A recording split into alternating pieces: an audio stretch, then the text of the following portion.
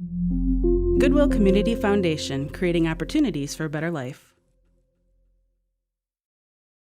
Grouping is a good way to make your data more manageable. You can use it to show or hide certain parts of your worksheet so you can focus on the information you need.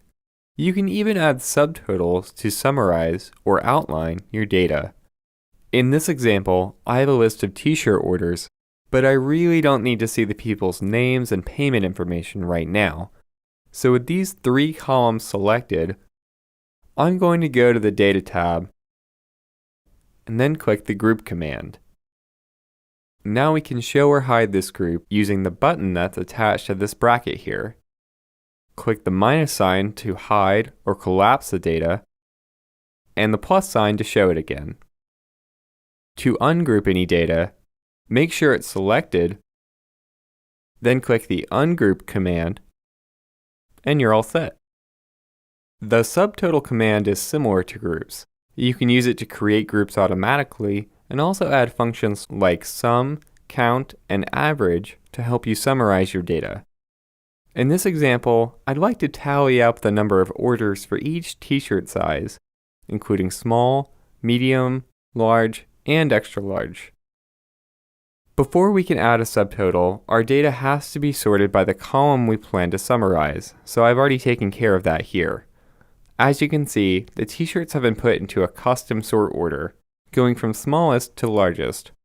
All we have to do now is click the subtotal command, and a dialog box will appear. Here we'll select the column that's going to be the basis for the subtotal. In this case, that's t-shirt size. Next, we'll pick the function that we're going to be using.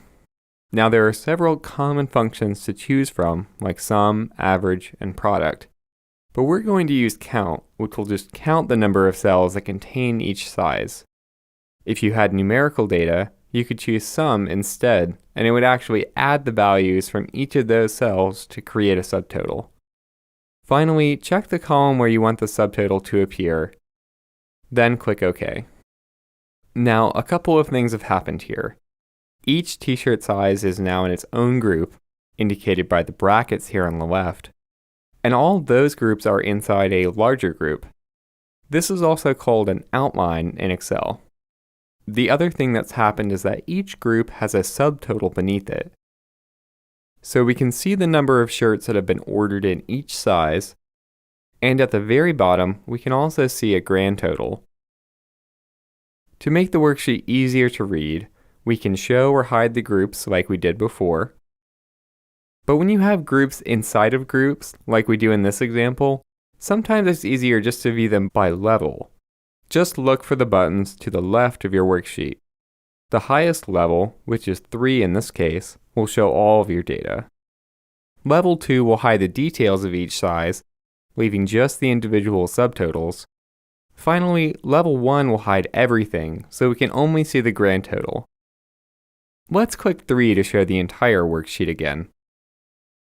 Okay, there's one more thing we'd like to point out. When you use subtotals, you'll notice these extra rows have been inserted in the spreadsheet. And while they're very useful for viewing our subtotal information, if you need to change the formatting or arrangement of your spreadsheet, you might find that these subtotal rows just get in the way. In a case like this, it's best to remove subtotals from your spreadsheet before you make any other big changes. To remove subtotals from your worksheet, all you have to do is click the subtotal command, then click the button that says Remove All. Grouping and subtotaling can make your worksheet less cluttered, more organized, and easier to view, so keep these features in mind the next time you need help summarizing your data.